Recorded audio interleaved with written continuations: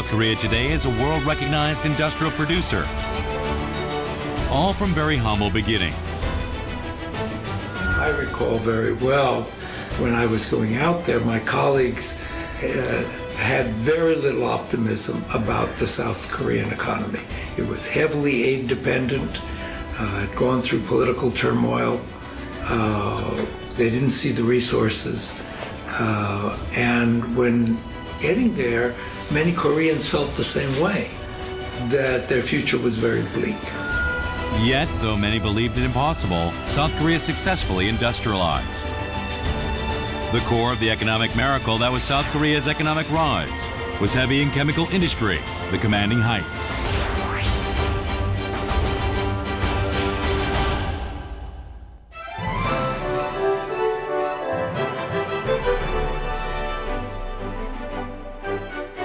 South Korean government since the 1950s under Seungman Rhee had planned to nurture HCI.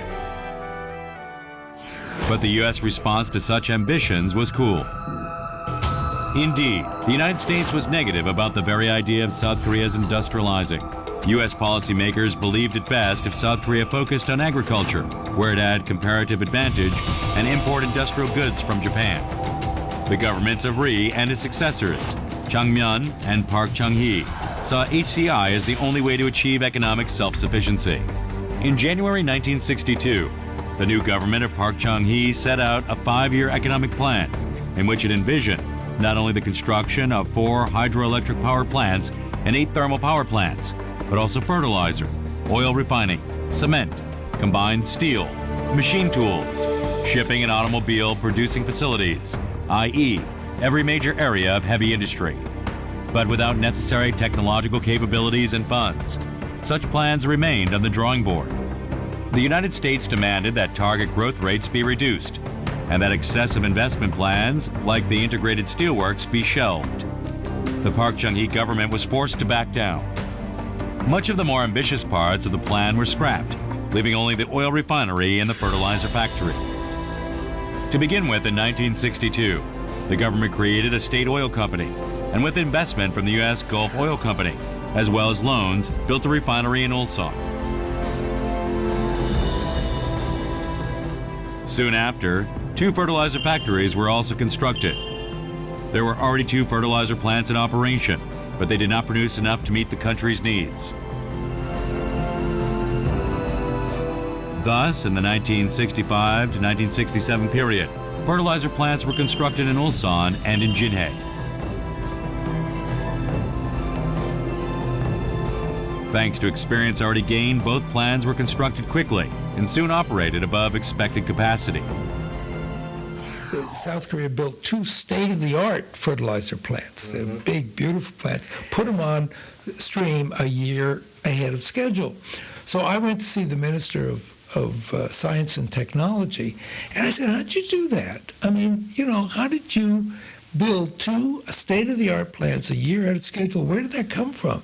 Oh, I said, you remember the Cheongju fertilizer plant? I was, oh gosh, that terrible, terrible project. He says, to you it was a terrible project. But every engineer in South Korea cut his teeth on the Cheongju fertilizer plant. We know more about fertilizer plants than anybody else in the world. A private fertilizer plant was also built. Samsung's Lee Byung-chul obtained a $40 million loan from Japan's Misui Corporation and built a massive fertilizer plant in Ulsan, planning an annual production capacity of 330,000 tons. Refining and fertilizer producing capacity had been but a part of the initial proposed 5-year plan. Further HCI capacity would require foreign currency in order to import capital goods and raw materials. The Park Chung-hee government focused all its energies on obtaining foreign currency.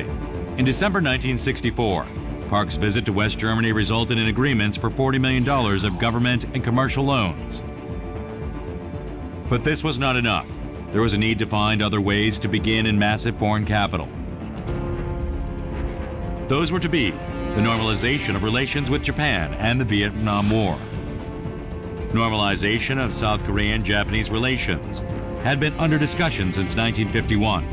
There had been 5 summits in the 10 years preceding the coup of 1961, but the 2 sides had failed to reach agreement.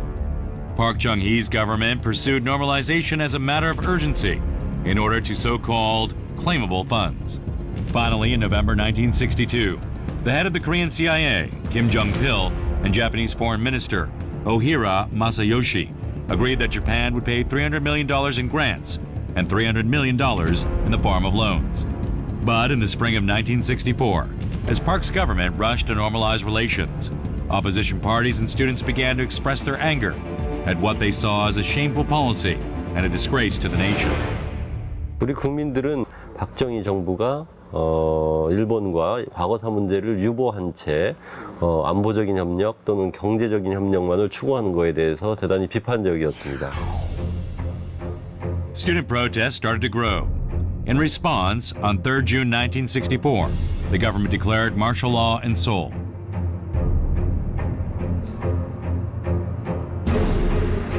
Opposition protests were suppressed. A year later, in June 1965, the Korean-Japanese Treaty of Normalization was signed.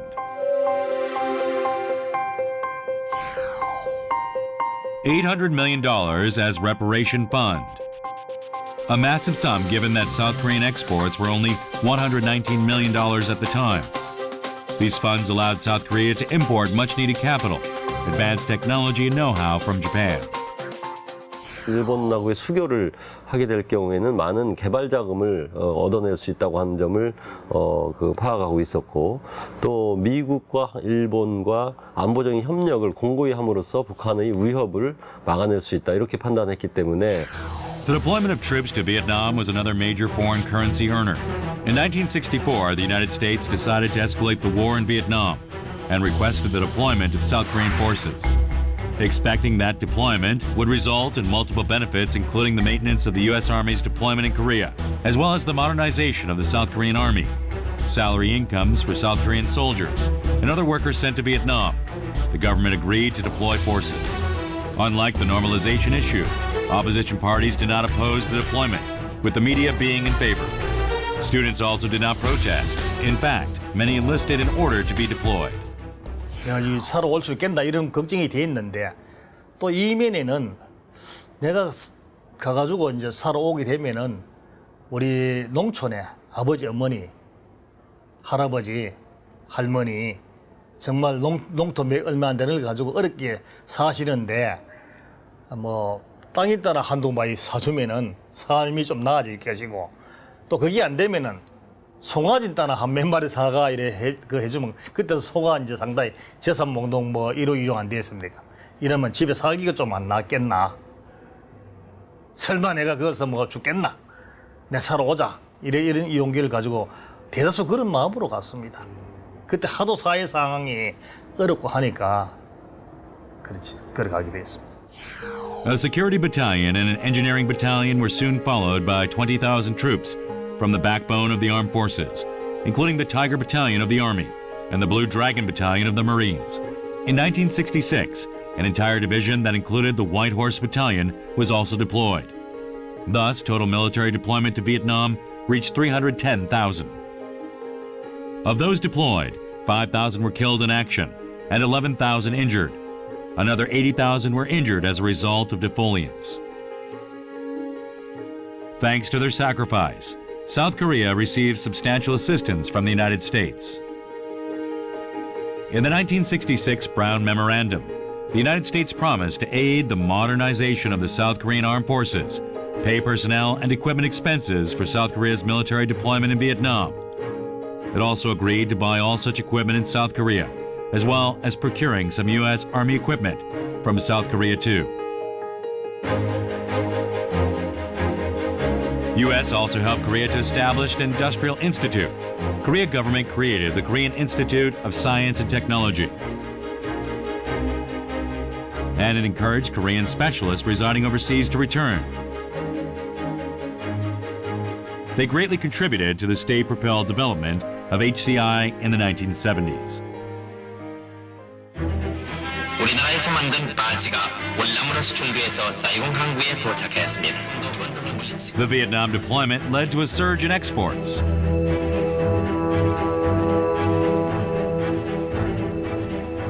Foreign currency earnings from the pay of soldiers and workers sent to Indochina, as well as Korean contractors there, totaled $740 million.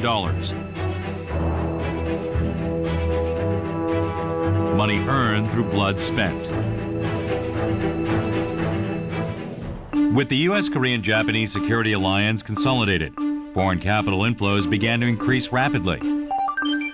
Foreign loans did not reach the $40 million mark in 1965. In 1969, however, they exceeded $500 million.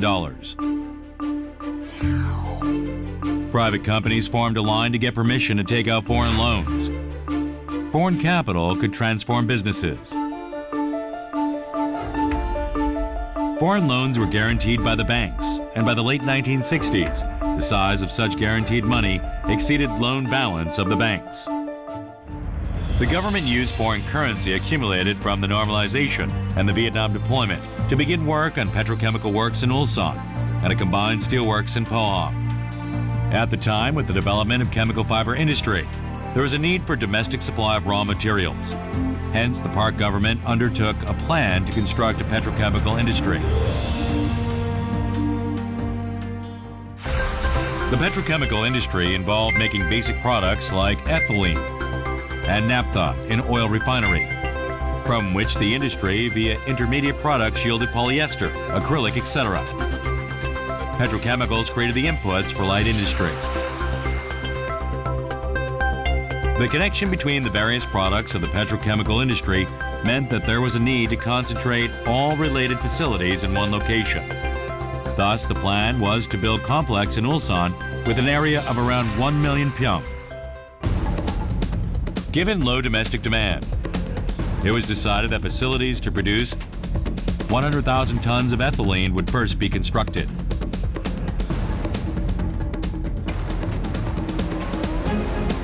For such a facility to be viable, large amounts of state assistance would be acquired. The government helped the project with aid in a variety of forms, including subsidized raw materials and a variety of tax breaks, sparing no expense. Major projects, such as the construction of the naphtha cracking plant, were entrusted to state companies like State Oil Refinery Company and Cheongju Fertilizer. Private companies, as yet, lacked the capacity. In October 1972, after 4 years and investment totaling $250 million, the Ulsan petrochemical complex was complete, and the supply of needed inputs dramatically improved.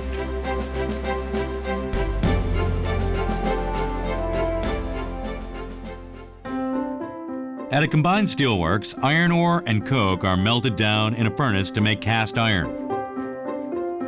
Carbon is removed from the cast iron in order to make steel. From here, high pressure is applied, and the resulting plate steel can be used in many ways. In the early 1960s, around 10,000 tons of cast iron was produced by Samhwa Steelworks in small-scale blast furnaces, while the Incheon Works produced 200,000 tons of steel ingots annually from melting down scrap iron in open hearth furnaces. The initial 5-year plan of the Park government envisioned the construction of a 300,000-ton capacity steelworks in Ulsan, but financial constraints meant plans had to be shelved. Park Chung-hee, though, was not deterred. In state visit of the U.S. in May 1965, Park met American steelmakers and requested their help. American steelmakers were instrumental in the formation of the Korean International Steel Association. The Economic Planning Board, under Deputy Prime Minister Jang Ki-young, took charge of the steelworks project. The EPB signed the basic agreement on the construction of a combined steelworks with KISA in October 1967. The steelworks to have an annual capacity of 600,000 tons. In April 1968, Pohang Steel Corporation was formed. However, KISA was unable to fulfill the agreement. It failed to persuade the World Bank or the U.S. Import-Export Bank to provide the required loans. Still in spring 1969, the World Bank published a report critical of South Korean plans to build a combined steelworks.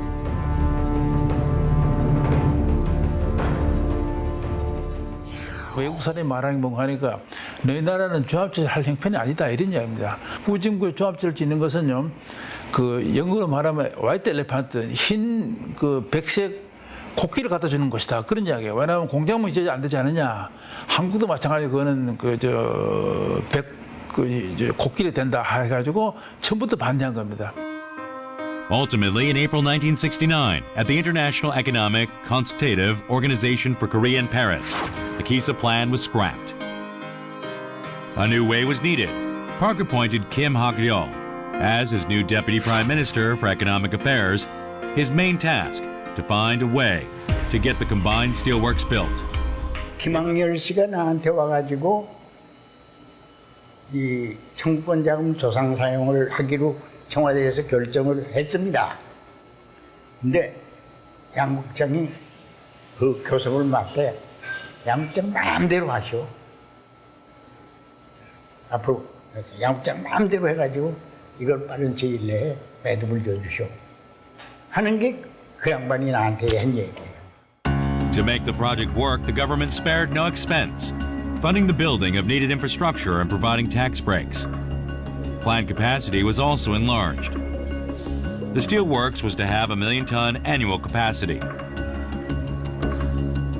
The Japanese went along with the plans.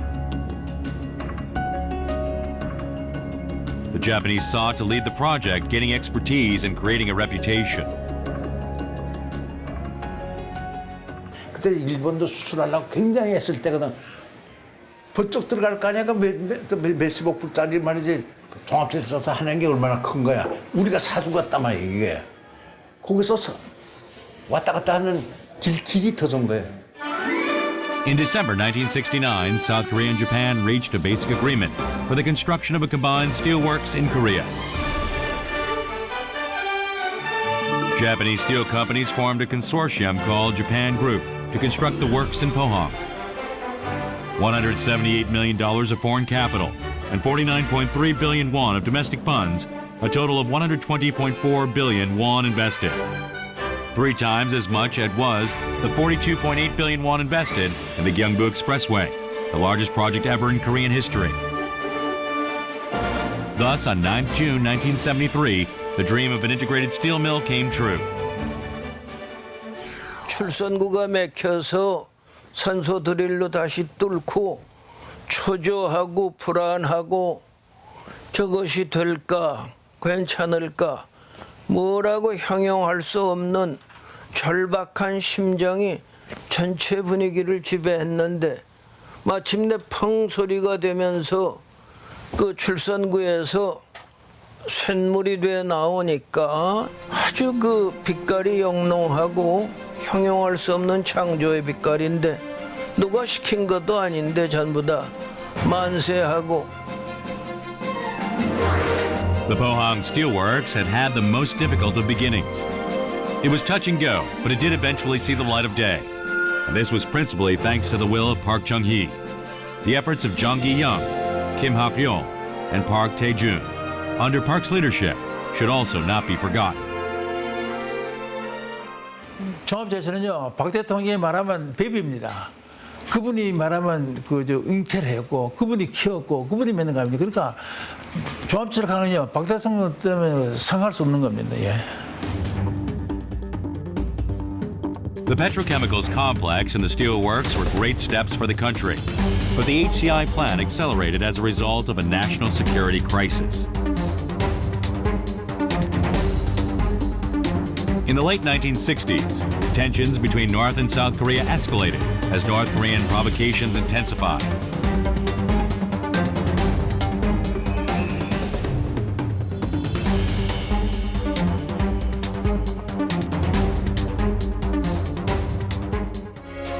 This was at the very time when globally, relations between the Soviet Union and the United States were improving.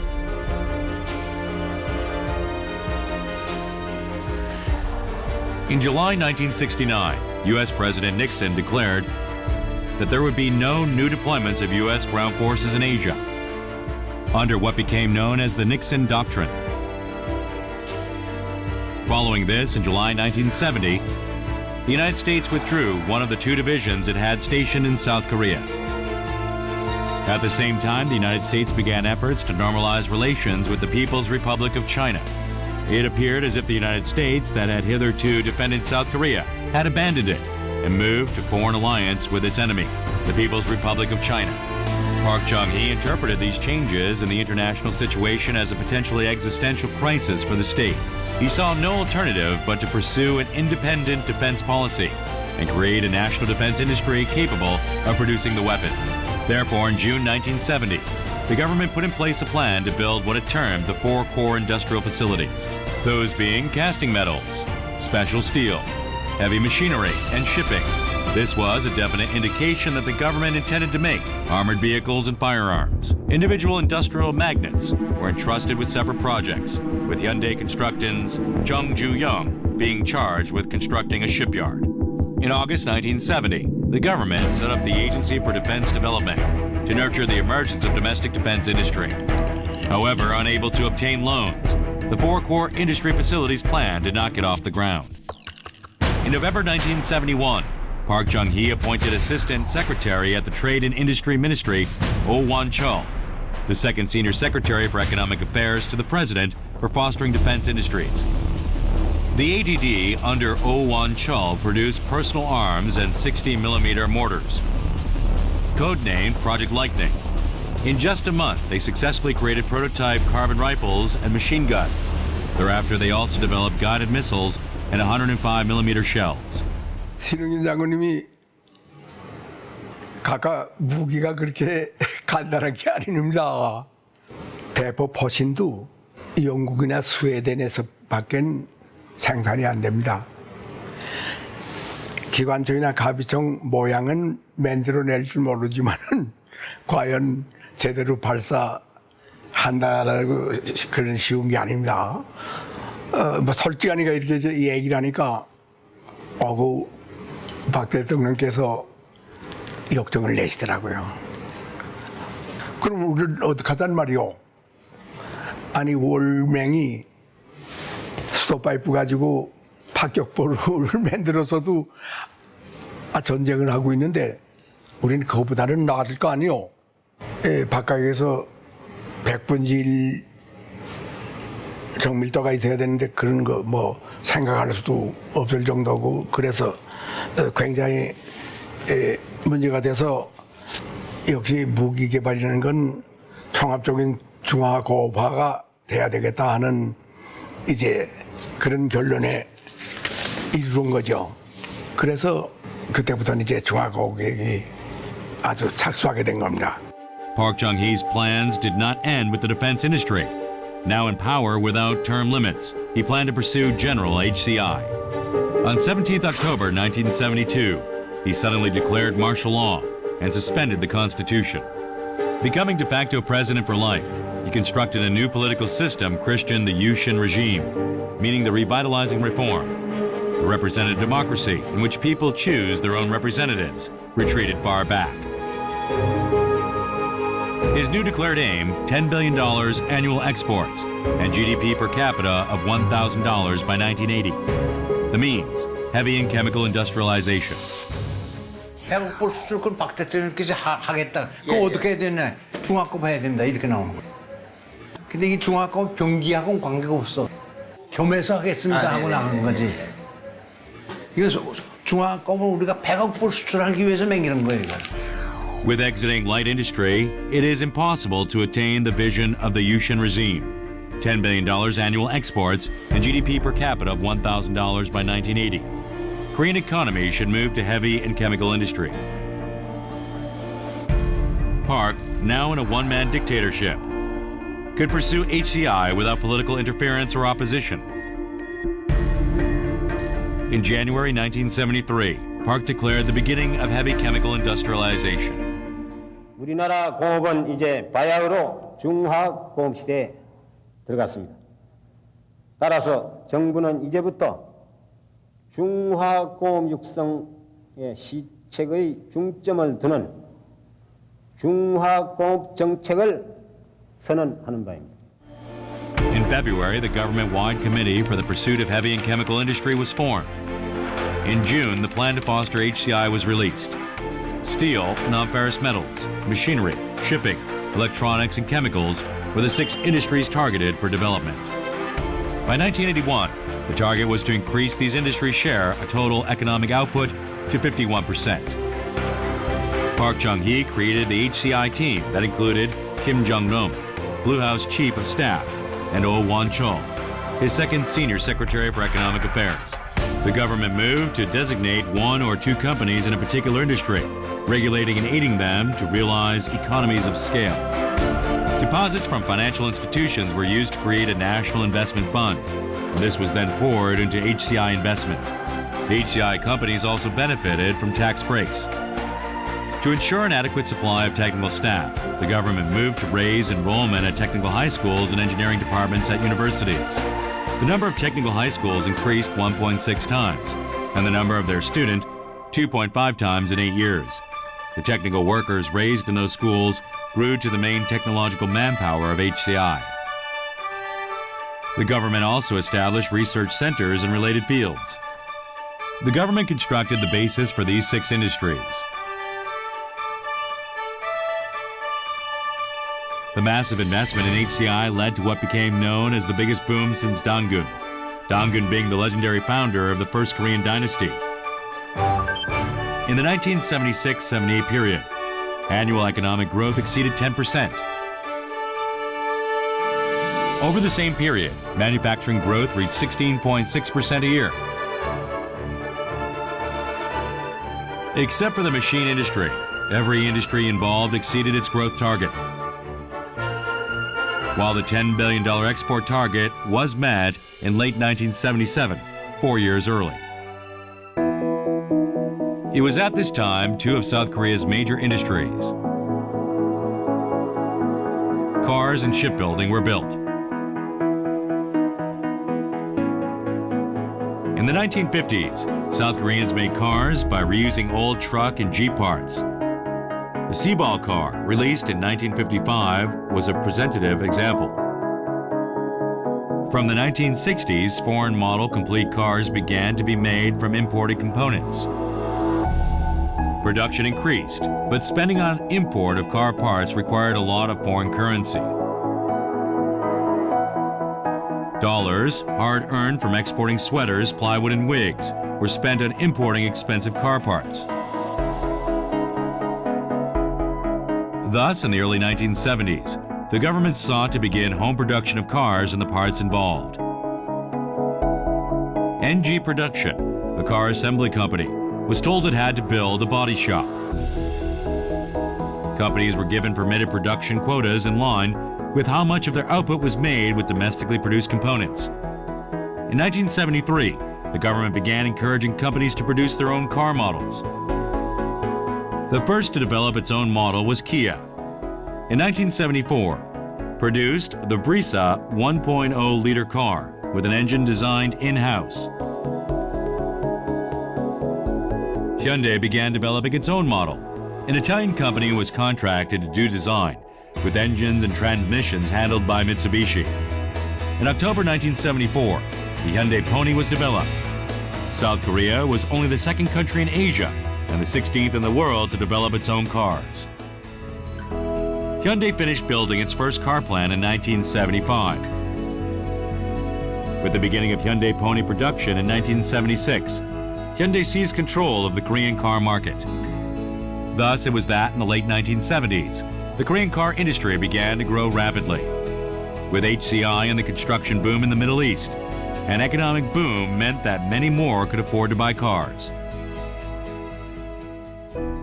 From the 1970s, the government also moved to foster the emergence of a shipping industry. Until the late 1960s, the shipping industry had been small in scale and output. There is little internal demand. Domestic shipping companies imported the ships they needed from overseas. The Ministry of Trade and Industry began by ordering a couple of ships in the 20,000 to 30,000 ton range.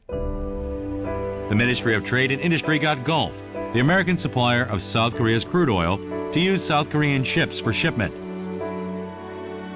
The Korea Shipbuilding Corporation supplied Gulf with 12 small 20 to 30,000 ton ships. Jung Ju-young of Hyundai Construction had been told by the government to move into shipbuilding, which he duly did by obtaining shipping technology from the UK and even obtaining an order to finance the construction of the company's shipyard. In October 1971, Jung concluded a contract with a Greek shipping company to supply them with two massive 260,000-ton ships at $30.95 million a ship, cheaper than the international price, to be delivered 2.5 years later. The South Korean government agreed to pay the Greek shipping company contract's principal with interest should Hyundai not fulfill its obligations. This is what made the deal possible. 당신이 배를 사주면은 아주 얘기가 국어기죠. 배를 사주면은 사줬다는 증명을 가지고 영국 정부의 승인을 받아서 영국 정부에서 차관을 얻어서 기계를 뭐 사드리고 그래서 여기다 조선소를 지어서 네 배를 만들어줄 테니까 사라 이런 얘기죠. Thus, Hyundai was able to secure loans worth $50 million, and in March 1972, it began constructing a shipyard in Ulsan. Shipbuilding began soon after, while facilities were still under construction. From 1973 until early 1974, Hyundai built 12 massive 300,000-ton ships. In cooperation with a Japanese shipbuilder, Hyundai obtained design blueprints and also sent personnel to Japan to get technical training. But the company soon ran into difficulties. In late 1973, with the first oil shock, global oil prices increased by 400%. With global economic stagnation, demand for ships collapsed. 3 ships were using delivery dates as an excuse, not accepted by companies that had ordered them. Soon after it had begun operations, Hyundai shipyards were on the brink of bankruptcy. With government support and great efforts, the company survived. Especially the construction boom in the Middle East was a welcome break for Hyundai shipbuilding. Hyundai Construction, its parent company, having won contracts in the Middle East, purchased steel structures made at the shipyards. They were sent across 6,750 miles via sea to construction sites in the Middle East.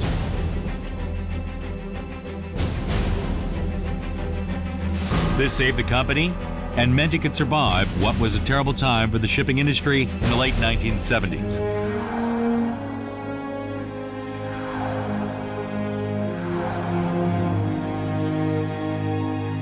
In retrospect, from March 1972, when building began, until May 1975, there were over 2,000 safety accidents at the shipyards. However, amid such difficult circumstances, workers and technicians successfully learned how to build ships. In the late 1960s, South Korea's ship industry had productivity of only 5% of Japan's. By 1984, though, it reached 50%. It was this dynamic ability to learn that would ultimately lead to South Korea becoming the world's #1 shipbuilder. It was the blood and sweat of workers, technicians, industrialists, and the government that created the Korean shipbuilding industry. As we have seen, the core industries of South Korea's economy were constructed in the 1970s, while the chaebol began to develop. With heavy chemical industrialization, the large conglomerates commonly known as chaebol grew rapidly. Chaebol are large multi-sector holding corporations, usually controlled by a family. The assistance the government provided to industry during this period was incomparably large compared to times gone before. And with government-mandated monopolies, large conglomerates took shape. The chaebol used cross-shareholding agreements, payment guarantees, internal transactions, and a large core of expert personnel to create a convoy management system. It was so especially when chaebol entered a new industry. This allowed chaebol to minimize risk, construct capacity, and become settled in a new industry. 대우 자동차가 오늘 끝내 최종 부도 처리됐습니다. But this also created a concentration of economic power that led sometimes to excessive expansion and chain bankruptcies. Chaebol industrialists contributed massively to South Korea's rapid economic growth. But these emperor-like business leaders constructed monopolies that also burdened the economy to some extent.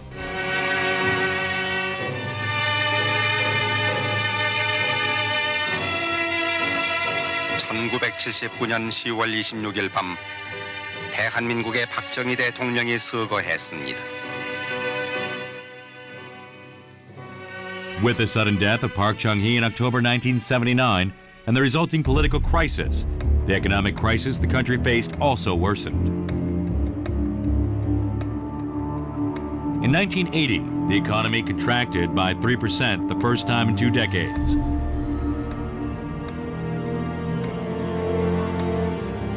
The new military dictatorship led by Chun Doo-hwan saw Park Chung-hee's HCI as the cause of the economic crisis.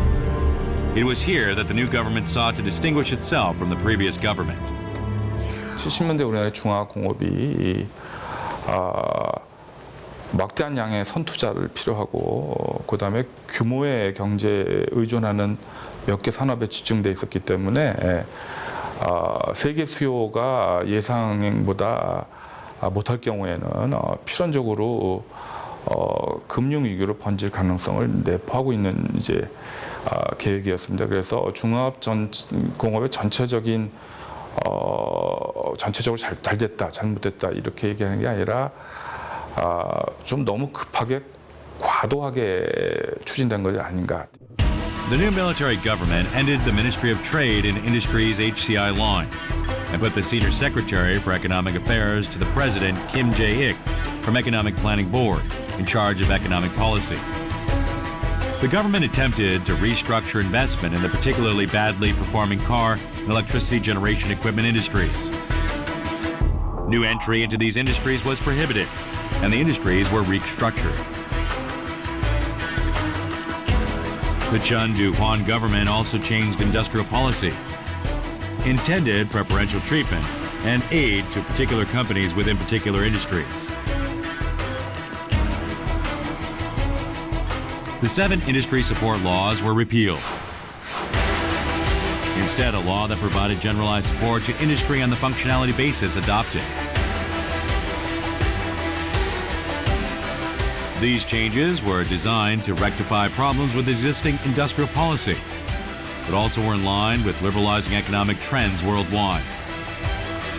Neoliberalism was on the rise, the Thatcher government in Britain, and the Reagan administration in the United States led the charge to cut government regulation and liberalize markets. At the same time, to stabilize the economy, anti-inflationary policies were put in place. And the government implemented a set of policies put actively designed to forcibly stabilize industrial relations, suppressing the labor movement, banning plural unions, and prohibiting third-party strike actions. This proved to be a great help to nascent heavy and chemical industry. These economic stabilization and rationalization policies resulted in rapid growth, returning in the early 1980s. And in 1986 to 88, the economy boomed, thanks to the explosive increase of export. The Korean economy grew over 11% annually for these 3 years. It was the car industry that expanded particularly rapidly in this period. With government reorganization in the early 1980s, only 2 car companies were left, but the viability of the industry appeared to be in doubt. For vulnerable Korean car industry to survive, investment should be concentrated in small model cars, mass production for export. In October 1981, Hyundai put in place the X-Car project to make 300,000 cars a year. This was a plan to make more cars in a year than the 267,000 cars registered within South Korea at the time. The World Bank was pessimistic about this investment's prospects, but the tide had just turned. With the U.S.-Japanese trade deficit rising, the Japanese yen appreciated, and the Japanese car industry cut back on exports of small cars to the U.S. The U.S. small car market unexpectedly opened up. This presented a big opportunity for the Korean car industry. Hyundai Pony Excel exports grew rapidly. Exports of 16,000 units in 1983 rose to 564,000 in just 5 years. It was one of the 10 hit products in the United States at the time. The Daewoo Le Mans and the Kia Pride also soon became big exports. The Korean car industry, with constant improvements in performance and active marketing, has grown into the 5th largest worldwide. In the 1980s, another industry that succeeded was semiconductors. In the mid-1960s, the industry had begun with simple assembly from components produced overseas. From the mid-1970s, using wafer processing, Samsung began producing products through transistor large-scale integration. In 1983, Samsung's Lee Byung-cho designated semiconductors a key industry for the firm and entered the DRAM market.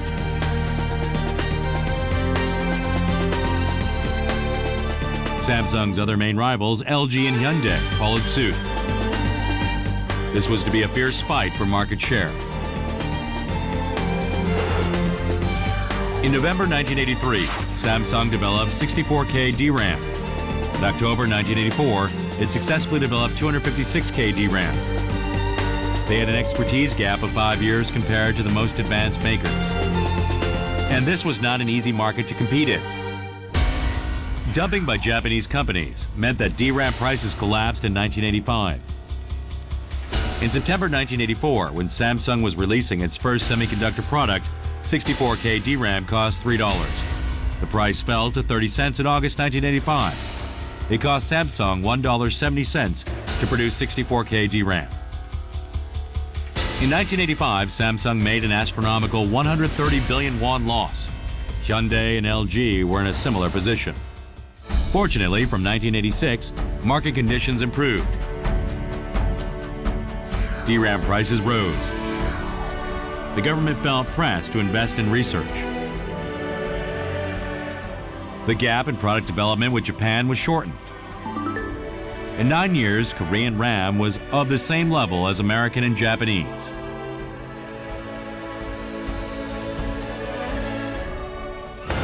Finally, in the 1990s, South Korea began to export DRAM in large quantities. As PC ownership increased rapidly worldwide, demand for DRAM also soared. Orders for South Korean DRAM rolled in. From 1993, South Korea became the #1 maker of semiconductor memory worldwide, and it was the 3rd largest producer of semiconductors generally, with only the United States and Japan producing more. In 1995, Samsung became the first Korean company to make profits over 1 trillion won.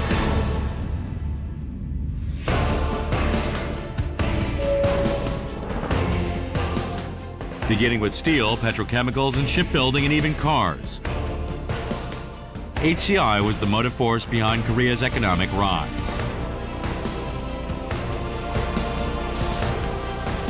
The government systematically planned its development. With the ambition of entrepreneurs and rapid learning abilities, as well as industrialness of workers and engineers, Korean HCI leaped forward. Thus, South Korea succeeded in conquering the commanding heights of industry, constructing industries that many thought it could not. A huge number of Koreans moved out of the countryside and into Seoul, put their children in good classes. Korea's a success in that dimension. They're always moving into some new, hard area and getting good enough at it, so they're competing with the best.